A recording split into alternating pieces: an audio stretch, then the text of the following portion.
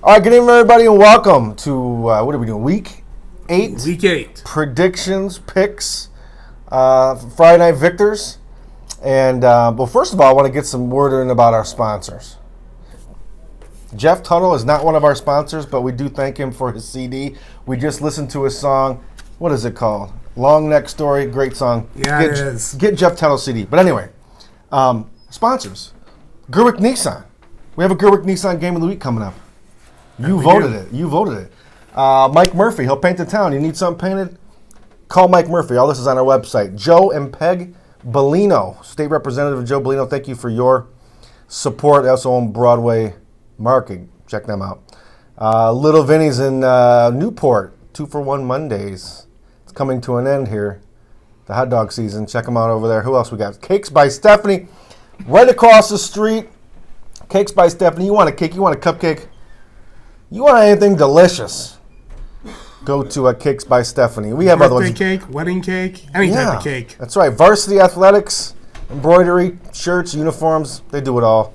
And who else? Level Up Training. With John Carabino. All kinds of crazy stuff going over there at Level Up. They are making things happen. But let's get to it, Frank. And we also have JJ Sports Video ran by my good friend Jared Jansen. I always forget somebody. That's why you're here, Frank. JJ Sports Video. My pleasure. Okay. Let's get to it. Week 8 predictions. We're going to go right in your backyard. We're going to start in Frank's backyard. Chris is our producer. He's behind the camera over there right now.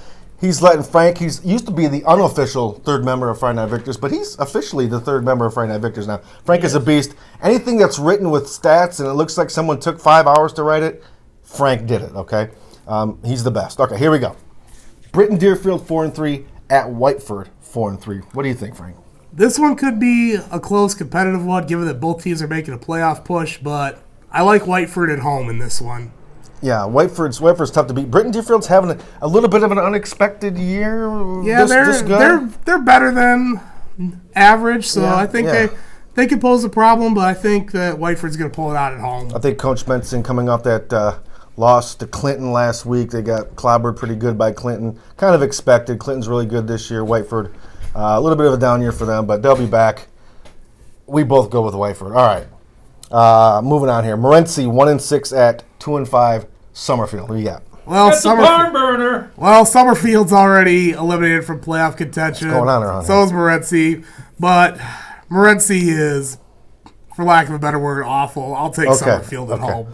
The Bulldogs are going to win. They've been officially eliminated from the playoffs. They have Summerfield, which is kind of sad, but Summerfield rolls Morenci. Well, you said the Bulldogs, but you realize both teams are named the Bulldogs. Summerfield Bulldogs. Well, they've both been eliminated, haven't they? Yeah, they have. So this is basically just play for pride. All right, Frank, your alma mater.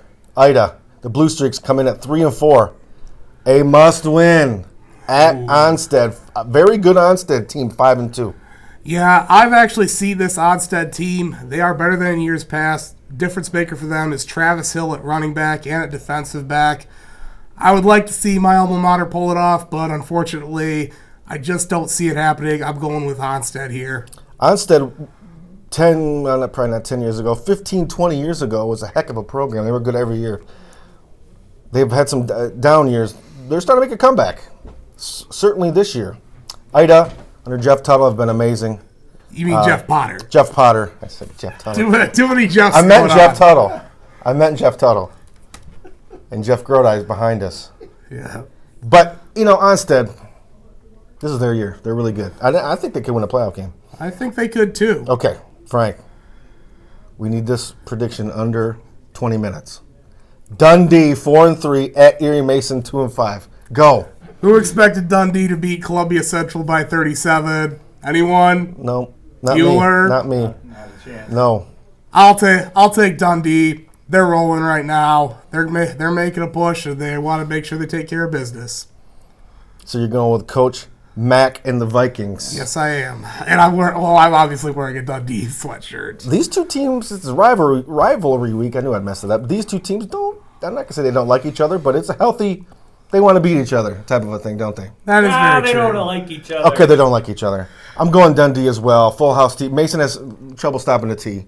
Dundee might score every time they have the ball. Yeah. Although Mason's defense has improved as of late, But yeah, Dundee. Okay, Lincoln Park 1-6 at Carlson 5-2. I think Carlson will win this one very easily. Lincoln Park is awful. 100-0. I don't think he'll get 100-0 because I think Giarmo will probably pull his stars and put the band and cheerleaders in at that point. He'll get to 45 and close it down. 45 zip. Carlson beats Lincoln Park, and Carlson may be playing for a home playoff game. They very well could be. It's kind of muddled there in that district with those teams. They could go 7-2 and definitely get a home playoff game. Yeah, but Division III is a murderer's row. It is. They can win a district though. All right, Huron 2-5 at Flat Rock 2-5. Ooh. Definite rivalry right here. Yeah, and then again, both teams eliminated, playing for pride. I think Huron's played better as of late than Flat Rock has. I'm actually going to go with the Chiefs. Yeah, I can't. I agree with you. I'm going to go with the Chiefs too. But you watch Flat Rock come out of nowhere and beat them. But Huron, the last 2 games have played outstanding, and almost beat Milan. When I say almost beat, I really mean almost beat them. Maybe you should have beat them. And Flat Rock has just kind of lost their way a little bit. But yeah. I agree. Huron wins. All right. Talk about rivalry. SMCC 6-1 at Jefferson 2-5. Who you got? Well, they say in rivalry games you throw the records out the window. I don't think this is the case here. I think SMCC wins big. One final tune-up before postseason play for them, and they take care of business. Yeah, they play an 8-game schedule. Does the Falcons what's proper? I don't know. Anyway, they only play an 8-game season. Jefferson. We said this last week and the week before about playing SMCC. This would really make Jefferson's season. But yeah, you can't pick Jefferson here. You got to go with the Falcons. As you said, final tune-up for the playoffs. Looking to get 3 home playoff games. The Falcons rank number 1 in the state right now, Division 6. Ooh, so hopefully they're not reading their clippings. But yep, hopefully Kip and company take care of business. I think the Falcons win. All right, 1-6 Groseal at 5-2 Riverview. This was a great game last year. Battle for the Colvin Cup. Unfortunately, that's really all Groseal has to play for. They've long been eliminated.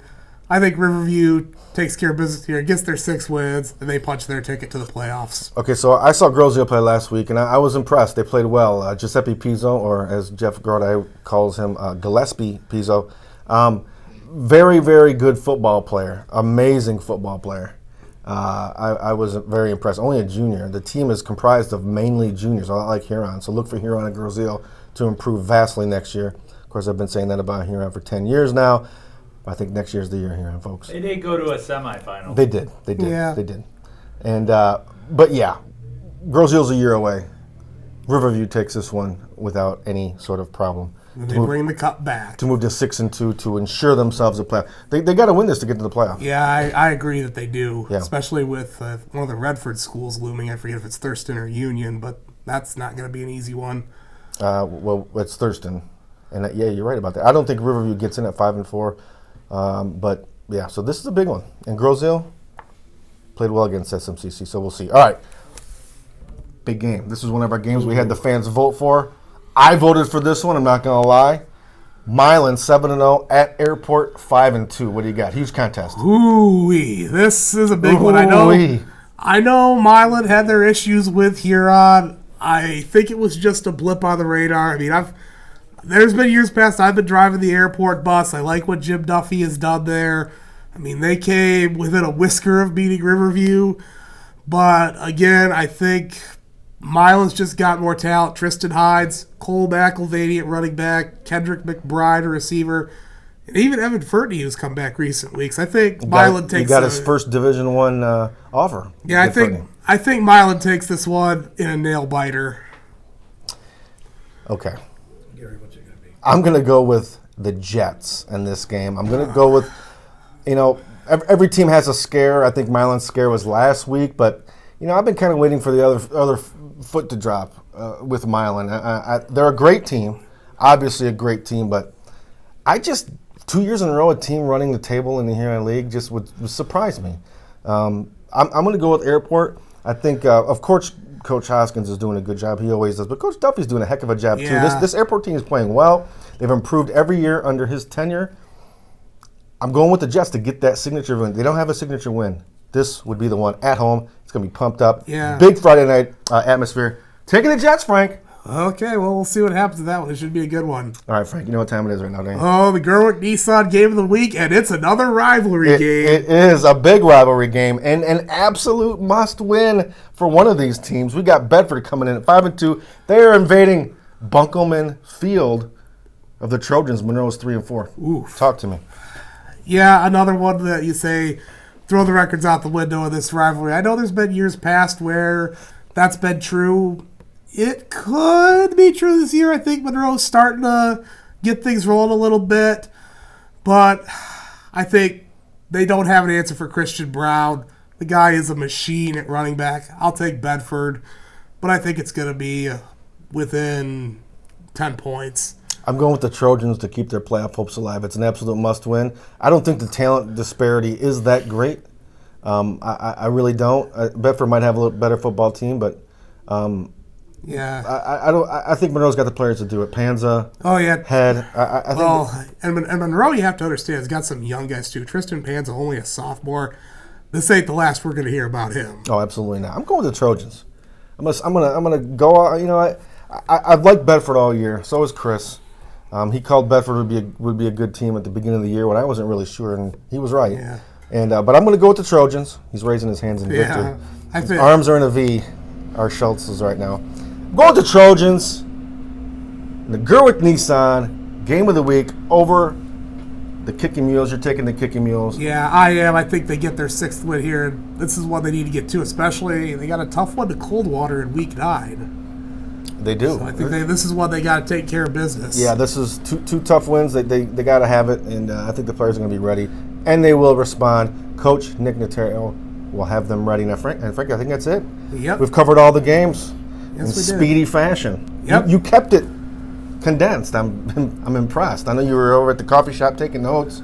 Yeah. You didn't even use them. Well, yeah, I figured I would rather just kind of make them and go over them there because I'd rather have them and not need them than need them and not have them. Wisdom, you heard it. That is straight wisdom from Frank Vajcner, and we are Friday Night Victors, and we're going to sign off. We'll see you next time. See ya.